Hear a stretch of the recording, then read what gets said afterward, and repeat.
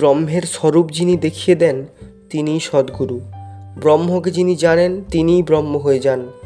ব্রহ্মবিদ ব্রহ্মৈব ভবতি। সুতরাং গুরুই বিশ্বব্রহ্মাণ্ডে ছড়িয়াছেন, বিশ্ব চরাচরে অনুষ্ঠিত হয়ে আছেন, অর্থাৎ অখণ্ড মণ্ডলাকার পরম ব্রহ্ম সর্বব্যাপক, আদি অন্তহীন, অসীম এই পরম ব্রহ্মের স্বরূপ সকলের অজ্ঞাত। কেননা নুনের পুতুলকে যদি সমুদ্রের বিশালতা মাপতে পাঠানো হয়, তাহলে সে সেখানে গিয়ে গলে যাবে এবং সমুদ্রেই মিলিয়ে যাবে। ব্রহ্মের অন্তর্গত মানুষের দশাও তো তাই। ব্রহ্মকে জানলে সে ব্রহ্ম লীন হয়ে যাবে। তবে জ্ঞান মার্গে সিদ্ধ যে সকল মহাপুরুষ নির্বিকল্প সমাধি বুদ্ধিত হয়ে গুরুর কাজ করেছেন, তাদের অমূল্য বাণী অনুসরণ করে আজকের লেখনীটি আপনাদের শোনাব।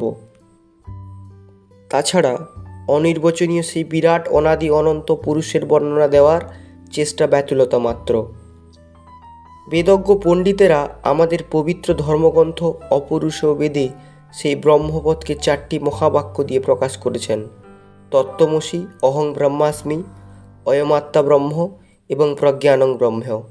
ব্রহ্ম, আত্মা ও ভগবান সাম্য